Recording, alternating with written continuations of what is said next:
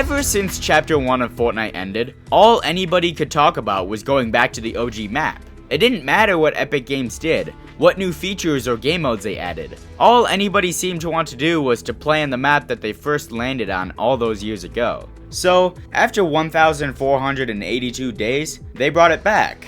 The first Fortnite OG was probably the most fun I've ever had playing the game. As many of you know, it lasted for a month, starting at Season 5, and every week the game progressed towards Season 10. The loot pool was simple and fun, and the mobility was great too. They brought back the golf carts, hoverboards, ballers, and the grapplers had 20 charges instead of 10. They even added ziplines all around the map to make it more playable. But the best part about Fortnite OG was that everyone was playing it. People that I hadn't played with in years joined back to relive their old memories. Every day I had a full squad to play with. For this 1 month, everyone's attention was focused solely on Fortnite. Why am I making this so dramatic? But as soon as it came, Fortnite OG left, and we once again had to say goodbye to our beloved OG map, until Epic Games saw how many people left with it and quickly put out a statement that OG was going to return again. But we weren't really sure what that meant. Surely they weren't going to bring back the exact same mode we just had, right?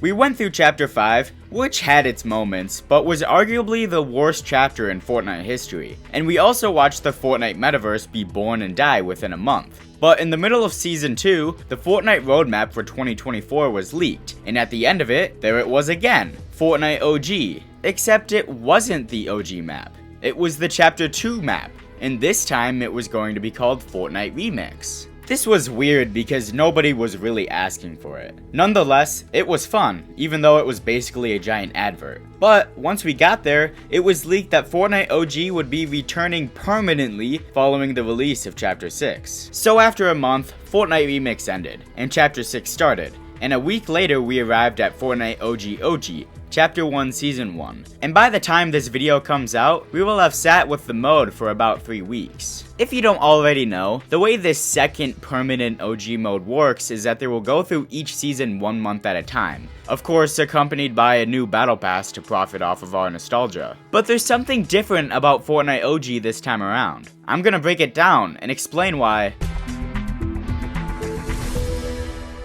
Fortnite OG OG was advertised to be a faithful recreation of Season 1. The first OG map back in 2023 was sort of like a mashup of all of Chapter 1's iconic locations and weapons, but this time we were going back to the beginning. We were gonna get the old graphics, the old weapon models and sounds, and even Double Pump was returning.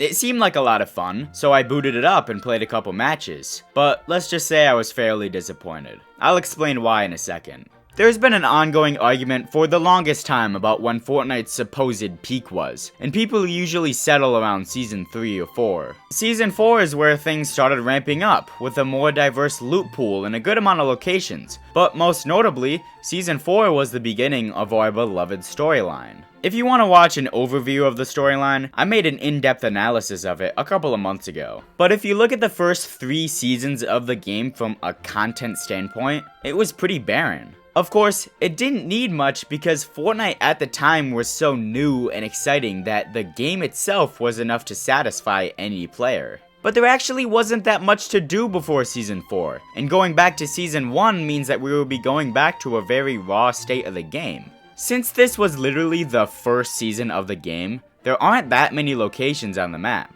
This was before tilted towers and shifty shafts were added, so landing at locations like Greasy Grove or Flush Factory are kind of a non-option because they're so far away from everything else. The launch of OG was kind of rough as well. There were barely any shields during the first day or 2 of the mode's release, which is something that they've actually done 3 times in a row now with the first Fortnite OG and Fortnite Remix, and now the second Fortnite OG. Like seriously, how do you fuck up the shields 3 times in a row? It also took them a day to add medkits and slurp juice and to buff the shield spawns, but again, I don't know why this wasn't already in the mode at launch. Something that also wasn't in this second OG mode at launch was skill-based matchmaking or bots, which I want to dive into a little bit. I'm not sure if it was the removal of skill-based matchmaking or bots, but it was really hard to get a win on the first day of OG, and this led to everyone calling OG a sweatfest and getting fed up with the game pretty quickly. And you know what Epic did? They added back the bots and skill-based matchmaking. And let me tell you, the games are significantly easier now. I've been able to win so many more matches as of late, but the reason why is because 80% of my lobbies are filled with AI. And it's just so unsatisfying to play a game where none of your kills mean anything. I bet that Epic probably has the numbers and there's more people playing when there's bots versus not. But do they have to add this many? Like, fine, whatever, add the bots. It'll probably make matchmaking a little bit faster. But why can't they just fill the bottom 10 to 20% of a lobby? There is absolutely no reason for the majority of the lobby to be AI, especially since you're saying that there's 400,000 people playing this mode at any given time. But other than the bots, how's the gameplay?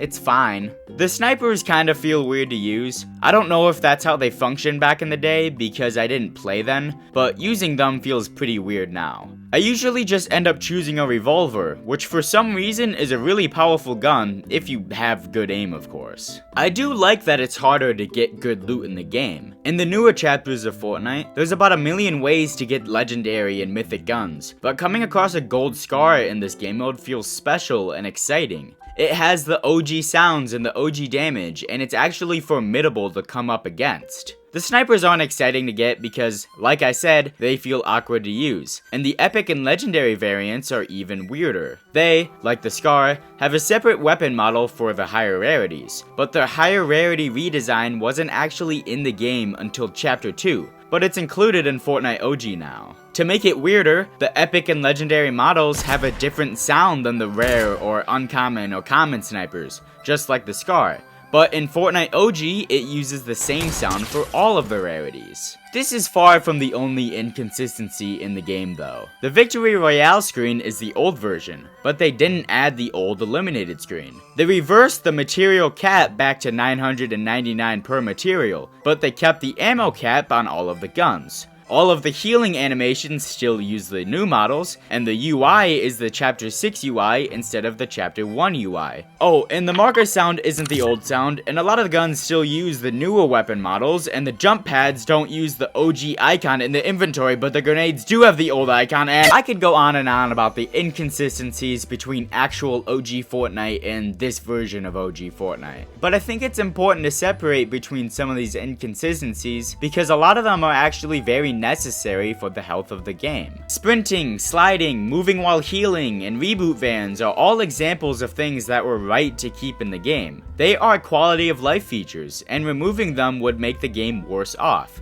You can't add sprinting and then remove it, because that would make the game feel incredibly slow, and nobody's advocating for it to be removed anyways. It would also be very detrimental if they removed reboot vans. And I would argue the same for the ammo cap. Nobody wants to play against someone who has 100 rockets in their grenade launcher. All of these are examples of things that are very necessary for Fortnite OG to work in the modern day. But they also reverted some pretty important quality of life changes. When the spike trap was added, you couldn't tell if a trap was one that you placed or an enemy placed. All of the traps were just gray. To fix this, friendly traps had a blue accent that made them distinguishable from enemy traps. But in the OG mode, all of the traps are gray, making all of them look like enemy traps. I would say that because the friendly trap indicator was a quality of life change, it should have stayed for Fortnite OG, but they went for the worst version of it instead. And this is such a small thing, but like, why did they change the traps back when that distinction was actually useful? They did the same thing with the new damage indicators. After Chapter 4, you can turn on a setting that will display damage dealt as a sum instead of individual numbers, which is a nice quality of life change. But of course, it was removed for the OG mode. These are things that shouldn't have been reverted to their old state. And there's a lot of things that should be reverted to their old state, but aren't, like the old hexagon design for the storm. And there's also some things that are missing altogether, like the purple tack. I know that these changes are pretty small and trivial, but there's so many of them that add up that really take away from the OG feel. I don't know why they couldn't have fully committed to giving us a faithful recreation of the OG game like they advertised. And again, I'm not counting the quality of life changes that are justified in staying. I can overlook most of these small inconsistencies when I'm actually playing the game, but it's just weird that they added about half of the original game. It feels like they only had one employee working on this mode, which they probably did given how many game modes they keep releasing. One thing that has always stumped players is the argument about if everyone wanted the Chapter 1 map back because of nostalgia or because it was actually a really good map. And this is a legitimate argument. It's really hard to tell whether you like something because of nostalgia or because the thing itself is really good, as we tend to romanticize our past and forget about a lot of the negative things. But once the OG map came back the first time in 2023 and Fortnite hit an all-time player count peak, a lot of people came to the conclusion that the OG map was in fact that good. But I want to push back on that a little bit. In my opinion, the reason the first OG mode was so much fun was because of two reasons. The first being that it had been 4 years since we had played on the map, so it was exciting to relive it. And the second being that everyone went to play Fortnite at the same time, so we were all able to play with our friends again. I also think they did an amazing job with the loot pool and combining all of the seasons into 1 month cohesively, but ultimately, being a part of this collective experience is what made the first OG so great. And I would argue that this second OG isn't nearly as fun because there's a massive difference between the amount of people you know playing the first OG mode and the amount of people you know playing the second. But why is there such little excitement for OG this time around? To answer this, we have to go back to Chapter 2. During Chapter 2, we had a lot of Chapter 1 locations on the map, including Pleasant Park, Retail Row, and Salty Springs, which turned into a mix of Tilted Towers and Salty Springs for a season. Chapter 3 brought back Greasy Grove, Shifty Shafts, and Tilted Towers again. We played with these for a year until we went to Chapter 4, but after a year of Chapter 4, we got Season OG, and we played on the OG map for a month until Chapter 5. But then Epic announced that Fortnite OG would return, which ruined the illusion that Fortnite OG was something special that you needed to be there for. And before we even got to this second OG, they released Reload, which is a really fun game mode, but it was basically a mini OG map, with Pleasant Park, Retail Row, and Tilted Towers being recycled once again. When you put all of this together, we really haven't had a break from Chapter 1 at all. Tilted Towers has returned almost every single year since we entered Chapter 2, and I feel like all of this continued use of Chapter 1's hype and memories has led to diminishing returns, and is why a lot of people don't really feel that excited for OG this time around. The appeal of the first OG season wasn't just that this was the map that we all fell in love with, but that this was going to be the last time we could ever play it again, at least for the foreseeable future. There isn't that incentive anymore, and I think that's a big reason why there's such a massive difference in the player counts between the first and second OG modes. We haven't really gotten a break from Chapter 1, and we now know that we're able to return to it at any time, so why would anyone feel compelled to come back? The lower player count is also partly because of the fact that OG is not the main game mode like it was a year ago, and Chapter 6 has a lot of content that I feel is more worthwhile to play than OG. I've actually really been enjoying Chapter 6 so far. I think the map is beautiful, and the only gripe I have with it is that the boss fights are obnoxiously long and loud. I also want to touch on Zero Build for a moment. I don't have much to say other than it doesn't really work on the Chapter 1 map. This map has no cover, no locations, there's significantly less ziplines than the first Fortnite OG, which I don't know why that is, and there's a ton of places that are completely inaccessible without builds. Zero Build sucks on the Chapter 1 island, and I will not be playing it. Ultimately, I feel like this second Fortnite OG is a net positive. There's concerns that it'll break up Fortnite's already divided up attention even more,